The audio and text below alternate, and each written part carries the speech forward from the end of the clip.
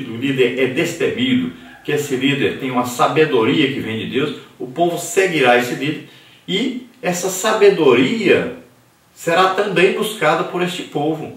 Esse povo vai desejar as coisas de Deus cada dia mais, porque vê em seu líder isso. É uma grande decepção para o povo de Deus quando o povo de Deus é um líder preocupado mais com as coisas materiais do que com as coisas espirituais. Um líder que tem uma sabedoria humana, mas não possui uma sabedoria divina. Tópico 2. A humildade como prática cristã. Instruída pela palavra de Deus, a humildade cristã promove as boas obras na vida do crente. Tiago 1, confere com Mateus 11. Quem é portador dessa humildade revela a verdadeira sabedoria, produzindo para si alegria e edificação. Mateus 5,16. A fim de redundar em honra e glória ao nome do Senhor Jesus, a humildade deve ser uma virtude contínua. Isso se torna igualmente uma porta fechada para o crente não retornar às velhas práticas. O homem natural, dominado pelo pecado, não tem o temor de Deus, nem o compromisso de viver para a honra e glória dele. Porém, o que nasceu de novo e, portanto, ressuscitou com Cristo, busca a ajuda do alto para viver em plena comunhão e humildade com o seu semelhante. Colossenses 3, de 1 a 17. Essa humildade aqui, principalmente, deve ser praticada da seguinte forma. O ser humano ele tem que sentir essa necessidade da sabedoria de Deus e está continuamente buscando essa sabedoria de Deus. Então ele estará sempre orando a Deus, pedindo mais sabedoria. Ele estará sempre consultando a palavra de Deus, estudando a palavra de Deus, buscando conhecimento nas Escrituras. Ele estará sempre buscando colocar em prática o que Deus vai lhe concedendo. E isso vai impedir que ele caminhe para o lado do pecado, porque ele está sempre buscando comunhão com Deus. Está sempre crescendo em sabedoria de Deus. Então ele estará pelo rumo das coisas espirituais. Estará sempre tentando agradar a Deus. E isso vai conduzi-lo pelo caminho correto, pelas atitudes corretas.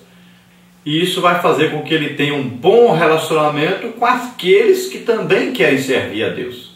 O crente deve sempre orar pelos seus inimigos, deve sempre abençoar os seus inimigos e procurar por todos os meios viver em paz com todos.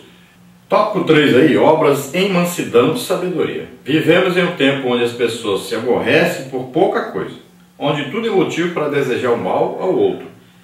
Vemos descontrole no trânsito, destempero na fila e pouca cordialidade com o colega de trabalho e coisas afins. Parece que as pessoas não convivem espontaneamente com as outras, apenas se toleram. Nesse contexto, o ensino de Tiago é de sobremodo relevante. Mostre, pelo seu bom trato, as suas obras em mansidão de sabedoria. Versículo 13. Amor, cordialidade, solidariedade são valores éticos absolutos reclamados no Evangelho. Ouçamos a sua voz. Então nós devemos viver aí na contramão do mundo. Enquanto o mundo está aí numa correria, no multiplicar de inimizades, o mundo está caminhando cada dia pior, as pessoas não se respeitam, as pessoas não se ajudam. Então nós devemos buscar a sabedoria de Deus para que nós possamos viver diferentes do modo que o mundo está vivendo. Então nós vamos procurar amar as pessoas, vamos procurar ajudar aos necessitados, vamos procurar sermos aí cordiais, corteses, né? Vamos procurar ser solidários com as pessoas, vendo alguém passar uma dificuldade, vamos ajudar. Está alguém enfermo, vamos lá visitar, orar por ele. Está alguém desempregado, nós vamos lá ajudar, procurar, por todos os meios, arrumar um outro emprego para essa pessoa. Podemos também ajudar ali financeiramente as necessidades que vão surgir. Então, nós devemos procurar ajudar a todas as pessoas que nós encontramos pela frente. Vamos ver aí os drogados, vamos ajudar essas pessoas a serem libertas, aqueles viciados em bebida, pessoas que estão passando por problemas conjugais, vamos aconselhar, vamos ajudar. Então, nós devemos colocar essa sabedoria que Deus nos dá em prática no nosso dia a dia e no nosso conviver com as outras pessoas, procurando sempre essa bondade, esse amor, essa benignidade, essa mansidão, todas essas coisas que são produzidas pelo fruto do Espírito que está em nós. Todas essas qualidades do fruto do Espírito vamos procurar em oração e em esforço na nossa vida cristã, produzirmos todas essas qualidades no nosso viver cristão. Nós vamos ver que homens como Paulo, Pedro, Barnabé, são homens aí que procuraram sempre ajudar as pessoas e nunca olhando para si próprios, nunca buscando benefício próprio. Então vamos ver exemplo de homens que deixaram até as suas coisas, venderam propriedades para ajudar aos necessitados. Então pessoas que Deus concedeu a eles uma sabedoria de enxergarem que o maior e o mais importante é o amor pelas pessoas, é ajudar as pessoas.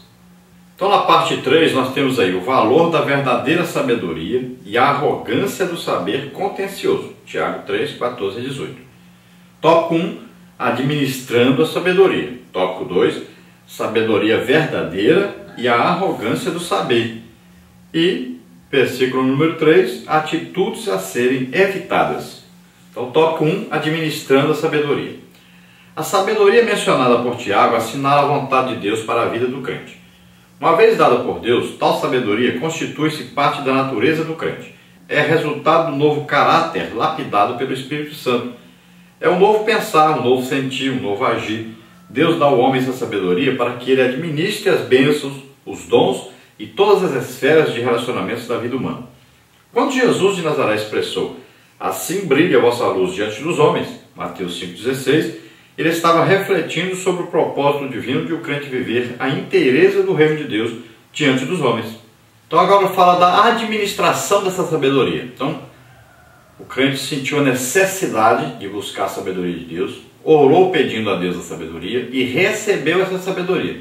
Agora ele precisa administrar essa sabedoria, precisa colocar em prática essa sabedoria. Então ele deve buscar aí orientação dessa sabedoria, sempre consultar como eu devo fazer, o que eu devo fazer, como Deus gostaria que eu fizesse. Então ele vai se orientar por essa sabedoria vinda de Deus e vai colocar em prática. Então principalmente aí no uso dos dons espirituais, né, dos dons ministeriais.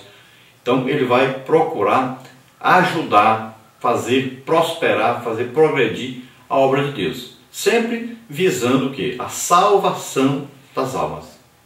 Então quando Jesus disse: "Brilhe a vossa luz diante dos homens", quer dizer que a nossa vida, as nossas atitudes vão fazer com que as pessoas que estão à nossa volta enxerguem o caminho correto, sigam o caminho correto, enxerguem para onde devem ir, enxerguem a verdade, enxerguem aí a luz, né, que é Jesus Cristo. Jesus disse: "Eu sou o caminho, a verdade e a vida, e ninguém vem ao Pai a não ser por mim".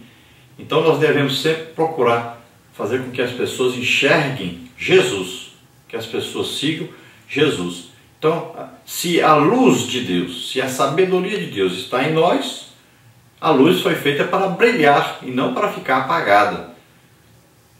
Então o que adianta a pessoa receber a sabedoria, mas ele ficar em casa o tempo todo, ele não evangelizar, ele não ganhar almas, ele não orar por ninguém, ele não buscar ser usado pelos dons espirituais para ajudar as pessoas. Então o que adianta? Nada, só serve para ele. Então essa sabedoria que Deus dá, ela deve ser usada em benefício dos outros. Ela vai ser vista. A Bíblia diz para nós o quê? O que Jesus diz? "Se creres, verás a glória de Deus". Então veja só, se crer, você vai ver. Então as pessoas também, se vocês acreditarem em Deus, eles vão ver a glória de Deus. Esse ver é ver mesmo, não é no reino apenas espiritual, mas vai aparecer aqui no reino material. A glória de Deus vai ser manifesta. E quando é manifesta, todos veem. Então a glória de Deus deve se manifestar em nosso meio através de cada um de nós. Como é que a glória de Deus se manifesta entre nós? Com sinais, prodígios, maravilhas. A luz foi feita para brilhar, assim como os milagres foram feitos para serem vistos. Não é escondido não, é para ser visto. E Deus será glorificado.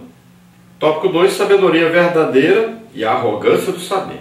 Há pessoas orgulhosas que, por se julgarem sábias, não admitem serem aconselhadas ou advertidas. Sobre tais pessoas, as Escrituras são claras. Jeremias 9, 23.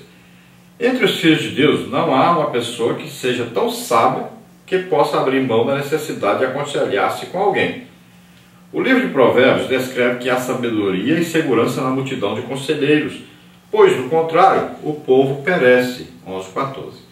O rei Salomão orou a Deus pedindo-lhe sabedoria para entrar e sair perante o povo judeu. 2 Crônicas 1:10. Disto podemos concluir que lidar com o povo sem depender dos sábios conselhos de Deus é um pedantismo trágico para a saúde espiritual da igreja. Portanto, leve em conta a sabedoria divina. É um bem indispensável para os filhos de Deus. Para quem sente falta de sabedoria, Tiago continua a aconselhar: peça a Deus. Então existem aquelas pessoas que se julgam tão sábias, principalmente essas pessoas que estudam muito e têm muitos diplomas. Elas se acham tão sábias que elas começam a pensar que aquilo que eles fazem, que aquilo que eles dizem, é o próprio Deus que está fazendo ou está dizendo. São pessoas que nunca se aconselham com ninguém, que nunca aceitam conselhos de ninguém. Então começam a se achar como se fossem pequenos deuses. Por isso, esses títulos que vêm surgindo por aí, cada dia, maiores. Daqui a pouco a pessoa vai ser chamada semideus. Porque as pessoas vão se achando sábias, muito sábias e cada dia mais sábias, vão tendo cada dia mais diplomas e mais diplomas e mais diplomas, e daqui a pouco eles começam a achar que são superiores a todos, que não precisam de conselho de ninguém e que tudo que dizem e fazem é exatamente o que Deus gostaria de fazer e dizer, e pronto, eles passam a ser para eles mesmos como um Deus. E a Bíblia diz que na multidão de conselhos se acha sabedoria. Então é preciso ouvir e é preciso buscar também diretamente em Deus. Nós temos que sempre orar pedindo a Deus mais sabedoria, pedindo a Deus orientação e humildemente sentindo a necessidade dessa sabedoria vinda de Deus. Então quando nós sentimos a necessidade e pedimos, Deus nos concede e nós vamos crescendo no conhecimento de Deus, vamos tendo maior sabedoria para conduzir a nossa vida e conduzir a obra de Deus. Veja que Salomão, como rei, era o quê? O maior ali dentro de Israel. Ele agora herdou o trono e ele poderia então ser um exaltado, e procurar agora governar da sua maneira. Ele era criado no palácio real, era o filho do rei e agora se tornou rei. Poderia se tornar como vários outros reis que surgiram de sua descendência, mas não, ele foi humilde, ele foi buscar, pedir a Deus, ele sentiu a necessidade de ter uma orientação de Deus para governar o povo judeu, e ele foi buscar em oração, e Deus lhe concedeu, por causa da sua humildade.